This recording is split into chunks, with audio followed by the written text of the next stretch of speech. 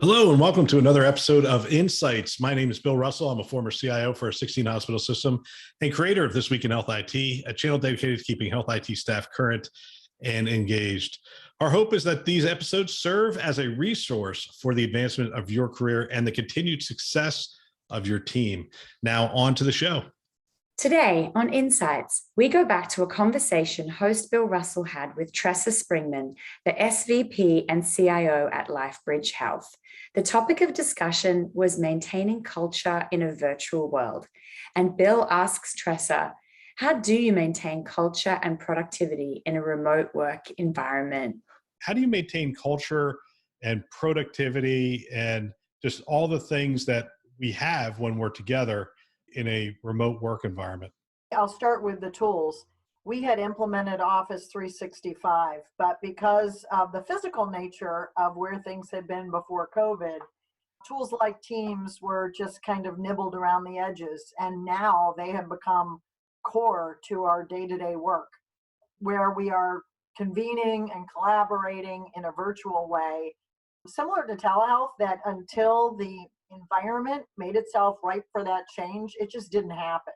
People would swing by your office or still pick up the phone. From a leadership perspective, I come from a long line of process improvement. And so lean methodology has been really core to a lot of the management system environment that I've been exposed to and I've used in my experience. And that lean methodology focuses so much on daily engagement and making sure there are a lot of open opportunities for communication. Most of my areas, although they do it virtually, they do virtual huddles. And what I found is I needed to make sure that I was overextending myself and encouraging my leaders to do the same and think differently. What do I mean by that? Some of the examples, I'll give you an example that I employ.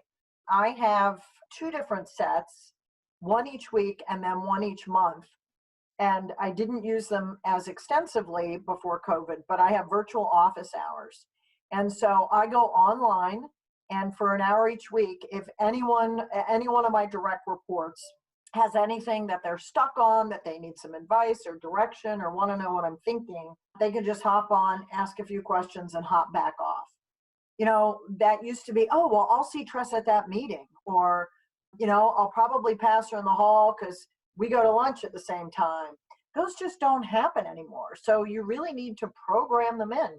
So this idea of virtual office hours are now part of the mainstay of the schedule of my week. A second technique has been what the team affectionately calls time with Tressa. And I mentioned the tough economic times. I mean, people's spouses are losing their jobs. We have had to employ some furlough activities, especially during the real height of the crisis.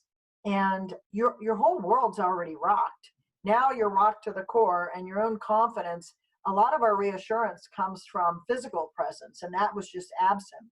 So time with Tressa, again, this wasn't my leadership team, but anyone in my division who just wanted to know, golly, what's going on? And, you know, I heard this about PPE and there's nowhere to park anymore. And when can we come back to the office? And even though we have weekly huddles where I try my best to provide updates, that ongoing ability, not just to hear from me, but to get reassurance and reconnection, not just from me, but from their direct supervisors and the other leadership team members, I think has just been essential.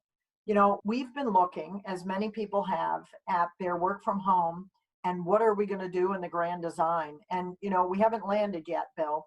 We do have some leases that we've given up because we don't believe we need people housed in those areas and we can save money. And we've gone through the process where I've said, well, here are all my analytics jobs or my analysis roles, my engineering roles that can all be done effectively remotely.